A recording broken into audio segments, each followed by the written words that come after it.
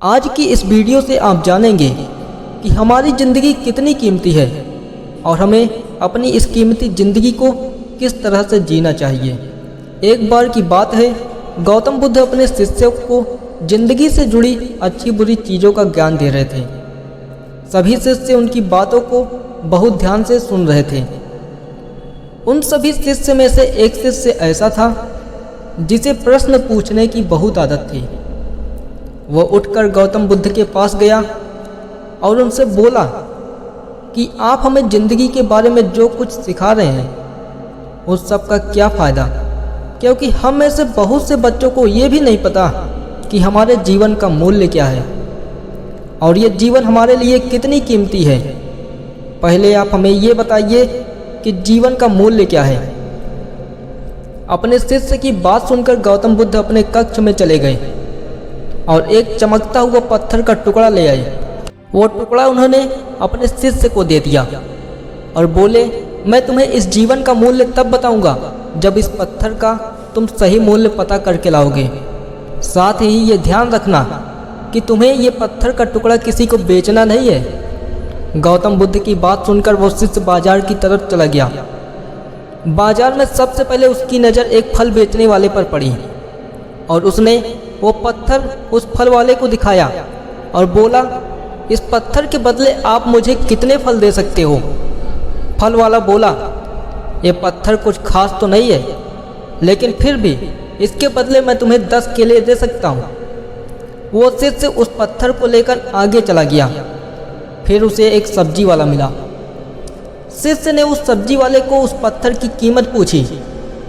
सब्जी वाले ने उस पत्थर को ध्यान से देखा और बोला, इस पत्थर की कीमत के बदले मैं तुम्हें ज़्यादा से ज़्यादा 1 बोरी सब्जी दे सकता हूँ। इसके बाद वो शिष्य उस पत्थर को लेकर एक सोने के व्यापारी के पास गया। उस पत्थर के टुकड़े की चमक को देखते ही उस सुनार ने उसकी कीमत 100 सोने के सिक्के लगाई। शिष्य ने वो टुकड़ा बेचने से मना कर दिया तो वो सुनार उसके बदले 200 सिक्के देने को भी राजी हो गया, लेकिन शिष्य ने वो पत्थर को नहीं बेचा। इसके बाद वो शिष्य एक हीरो के व्यापारी के पास गया और उनके सामने उसने वो पत्थर के टुकड़े को रख दिया। उस पत्थर के टुकड़े को देखते ही हीरो के व्यापारी ने एक साफ कपड़ा को बिछाया, उस पत्थर को उसके ऊपर रखा, फिर उसकी परिक्रमा की और हाथ जोड़कर उस पत्थर को कपड़े में लपेटते हुए बोला, तुम जिसे मामूली पत्थर समझकर उसकी कीमत पूछ रहे हो, असल में ये एक बेशकीमती रूबी है। एक ऐसा रूबी हर किसी को नहीं मिलता। मैं अगर अपना सब कुछ भी बेच दूं, फिर भी इसकी कीमत नहीं चुका सकता। उस व्यापारी की बातें सुनकर वो शिष्य हैरान हो गया और दौड़ा दौड़ा सीधा बुद्ध के पास आया और उन्हें उनसे जो कुछ भी बाजार में हुआ वो सब बताया। उसकी अचरज भरी बातें सुनकर गौतम बुद्ध बोले, तुम्हारे सवाल का जवाब इस रूबी की कीमत में ही छिपा है। हमारा जीवन भी एक रूबी की तरह है। रूबी की तरह यह भी बेशकीमती है, लेकिन हम इस बात को हमेशा नज़रअंदाज करते हैं और अपने जीवन का मूल्य नहीं समझते।